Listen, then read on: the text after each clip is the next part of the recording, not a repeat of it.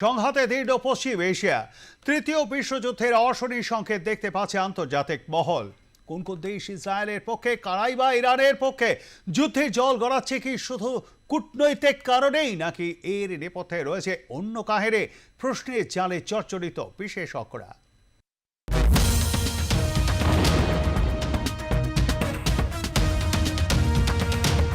সংঘাতে বিধ্বস্ত পশ্চিম এশিয়া।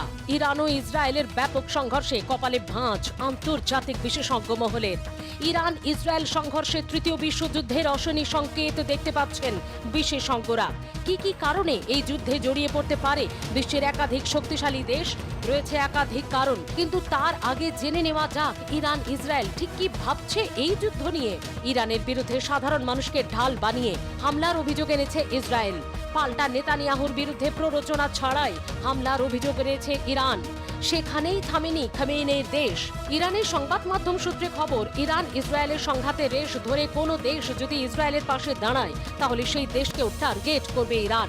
প্রবল শক্তিধর দেশ ইরান স্পষ্ট জানিয়ে দিয়েছে, ইসরায়েলকে সাহায্য করা দেশগুলির সামরিক ঘাঁটি, পারস্য উপসাগর ও লোহিত সাগরে থাকা নৌবাহিনী ছাড় পাবে না।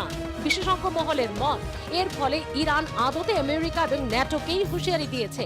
এই আবহে তৃতীয় বিশ্বযুদ্ধ শুরুর আশঙ্কা করা হচ্ছে।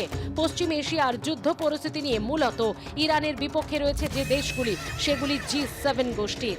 অর্থাৎ এক্ষেত্রে ইসরায়েলের পাশে রয়েছে America, Canada, France, Germany, Italy, Japan. এই দেশগুলির সবারই বক্তব্য, ইরানকে কোনোভাবেই পরমাণু অস্ত্র বানাতে দেওয়া যাবে না। এখন প্রশ্ন হচ্ছে, তৃতীয় বিশ্বযুদ্ধ অদূরে বলা হচ্ছে কেন? ইরানের প্রবল পরমাণু শক্তিকে আটকাতে এক কাট্টা হয়েছে G7 গোষ্ঠীর অন্তর্ভুক্তি দেশগুলি।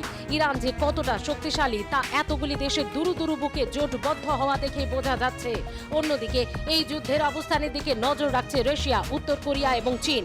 সেক্ষেত্রে ইউক্রেনের ওপর রাশিয়া, দক্ষিণ কোরিয়ার ওপর উত্তর কোরিয়া এবং তাইওয়ানের ওপর চীন চাপ তৈরির চেষ্টা করতে পারে। সেক্ষেত্রে বিশ্বজুড়ে সংঘর্ষের আবহ তৈরি হতে পারে। ইরান ইসরায়েল সংঘর্ষের আবহে আমেরিকা ইরাকের দূতাবাস থেকে তাদের কর্মীদের সরিয়ে নিয়েছে। ইচ্ছে করলে বাহরিন এবং কুয়েত থেকেও দূতাবাসের কর্মীরা চলে যেতে পারেন বলে জানিয়েছে আমেরিকা। বিশেষজ্ঞদের ধারণা, গোটা পশ্চিম এশিয়ায় অশান্তি ছড়াতে পারে বলে মনে করছে আমেরিকা। তেমনই ইঙ্গিত দিয়েছে খোদ ট্রাম্পও। এই আবহে পশ্চিম এশিয়ায় যুদ্ধ বিমান এবং আরও কিছু অ্যাসেট মোতায়েন করেছে ব্রিটেন। যদিও তার সঙ্গে এই সংঘর্ষ থামানোর বার্তাও দেওয়া হয়েছে ব্রিটেনের তরফে। তবে এই যুদ্ধের জল গড়ানো যে শুধু কূটনৈতিক কারণে সীমাবদ্ধ তা নয়, তার পেছনে ধর্মীয় কারণও থাকতে পারে। যেমন ইরান আমেরিকা বিরোধী হওয়ার কারণে রাশিয়া এবং চীনের সঙ্গে ঘনিষ্ঠতা রয়েছে। ইসরায়েলের হামলার বিরোধিতা করে মুসলিম বিশ্বকে একসঙ্গে বার্তা দেওয়ার ডাক দিয়েছে তুরস্ক এবং পাকিস্তান। তবে শিয়াপন্থী ইরানের সঙ্গে সুন্নিপন্থী ইসলাম ধর্মাবলম্বী দেশগুলির সম্পর্ক মসৃণ নয়।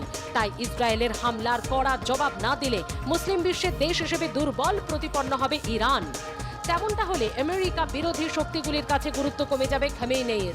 সব মিলিয়ে ইরান বা ইসরায়েলের দ্বন্দ্ব যদি লাগাম ছাড়া পর্যায়ে চলে যায়, তবে দুই শিবিরের পক্ষে বা বিপক্ষে থাকা দেশগুলিও একে অপরের সঙ্গে সংঘর্ষে জড়িয়ে পড়তে বেশি সময় লাগবে না বলেই মত আন্তর্জাতিক মহলের। ব্যুরো রিপোর্ট, আর প্লাস নিউজ। ছোট্ট একটা